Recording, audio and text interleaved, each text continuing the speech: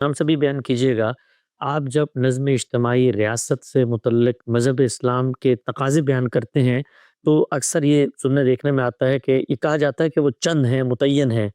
اس پہ تنقید پیش کی گئی ہے کہ غامدی صاحب کا یہ رویہ یا یہ کہنا درست نہیں ہے، اس لیے کہ شریعت نے ریاست سے متعلق جو قوانین کی فہرست بیان کی ہے وہ اتنی مفصل ہے، اتنی لمبی ہے، اور اس کے اندر بے شمار چیزیں آتی ہیں۔ مثال کے طور پہ یہ کہا گیا ہے کہ امر بالمعروف و نہی عن المنکر کیا جائے گا، تو اب منکرات میں تو بے شمار چیزیں ہیں۔ خود قرآن مجید میں سورہ نحل میں بنی اسرائیل میں ان کی فہرستیں آئی ہیں، اس میں جوا بھی ہے، قمار بھی ہے، سود بھی ہے، اور یتیم کا مال کھانا بھی ہے، قبط ناحق بھی، 10 چیزیں ہیں۔ لیکن جب آپ بیان کرتے ہیں، آپ کہتے ہیں بھئی یہ متعین چیزیں ہیں اور ریاست نے تو انہی پہ عمل کرنا ہے، تو یہ تو کہا جاتا ہے کہ بڑی سادہ لوحی ہے، اس لیے کہ بڑی تفصیلات موجود ہیں امر بالمعروف نہی عن المنکر کی، تو چند متعین چیزیں کیسے ہو گئی؟ یہ بالکل غلط بات ہے۔ امر بالمعروف اور نہی عن المنکر کا مطلب کیا ہو سمجھ لینا چاہیے۔ امر بالمعروف اور نہی عن المنکر میں شریعت زیر بحث ہی نہیں۔ اوامر و نواہی زیر بحث نہیں۔ شریعت میں جب کوئی حکم دیا جاتا ہے تو اس کے لیے امر یا اوامر کی تعبیر اختیار کی جاتی ہے، اور جب کسی چیز سے روکا جاتا ہے تو اس کے لیے نہی یا نواہی کی تعبیر اختیار کی جاتی ہے۔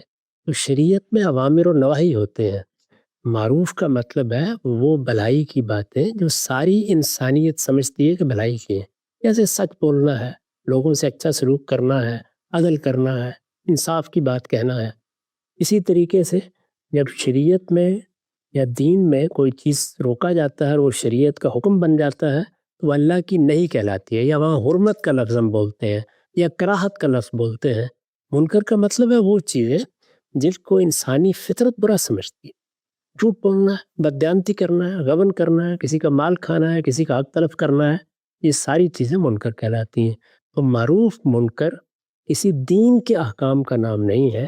معروف منکر اصل میں وہ اخلاقیات ہیں جو پوری انسانیت کے اندر مشترک ہے۔ ان کے بارے میں اللہ تعالیٰ نے یہ فرمایا ہے کہ لوگوں کو ان کی تلقین کرو، ان کی نصیحت کرو، اور اگر کوئی چیز منکر ہے تو اس سے ان کو روکو۔ دوسری جو غلطی اس میں ہوتی ہے وہ امر اور نہی کے الفاظ ہیں۔ امر اور نہی کے الفاظ عربی زبان میں صرف زور اور زبردستی سے روکنے کے لیے نہیں آتے یا حکم دینے کے لیے نہیں آتے۔ امر کا لفظ ترغیب کے لیے، نصیحت کے لیے، تبلیغ کے لیے، دعوت کے لیے، مشورے کے لیے، سب معنی کے لیے استعمال ہوتا ہے۔ اللہ تعالیٰ نے بھی انصافی معنی میں استعمال کیا ہے۔ تو جیسے یہ فرمایا ہے کہ طیبات کو کھاؤ اور خبائث سے اجتناب کرو، اسی طرح فرمایا ہے کہ تم جن چیزوں کو معروف سمجھتے ہو ایک دوسرے کو اس کی تلقین کرو اور منکر سے روکو۔ تو یہ کام کسی اسلامی حکومت نے کیا کرنا ہے؟ دنیا کی ہر حکومت یہی کر رہی ہے، یعنی معروفات کی تلقین کرتی ہے، منکرات سے روکتی ہے۔ یہ پولیس کا محکمہ آپ نے کس لیے بنایا ہے؟ لیکن وہ کس چیز سے روک سکتی ہے یا کس چیز کا حکم دے سکتی ہے، اس کو میں نے متعین کر کے بتایا ہے کہ ریاست یا حکومت کا دائرہ صرف دو چیزیں ہیں۔ ایک یہ کہ وہ کسی حق تلفی کو روکنے کے لیے قانون سازی کرے، دوسرے یہ کہ جان مال آبرو کے خلاف زیادتی کو روکنے کے لیے قانون سازی کرے۔ اس کا دائرہ یہی ہے۔ وہ میرے یا آپ کے شخصی معاملات میں مداخلت نہیں کر سکتی، یہاں اس کو بھی میری طرح نصیحت ہی کرنی ہے۔ چنانچہ ہمارے دین میں بھی جمعہ کا ممبر اور عیدین کا ممبر حکمرانوں کے لیے خاص کیا گیا ہے تاکہ وہ امر بالمعروف اور نہی عن المنکر کر سکیں، یعنی معروف کی تلقین کریں، آ کے دعوت دیں، اور منکر سے روکیں۔ یہ دعوت الخیر ہے جس کی قرآن نے خود آگے تفصیل کر دی ہے۔ اور اگر کوئی چیز ایسی ہے جو اس دائرے میں آ گئی ہے، یعنی حق تلفی کے دائرے میں آ گئی ہے یا جان مال آبرو کے خلاف زیادتی کے دائرے میں آ گئی ہے، اب قانون کو حق حاصل ہو گیا ہے کہ وہ اپنی طاقت استعمال کرے اور اس منکر کو روک دے۔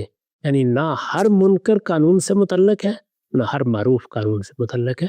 یہ پوری بات سمجھ لینی چاہیے۔ اس کو سمجھے بغیر اس طرح کی تقاریر کی جاتی ہیں، سن لینی چاہیے، اچھی لگتی ہیں۔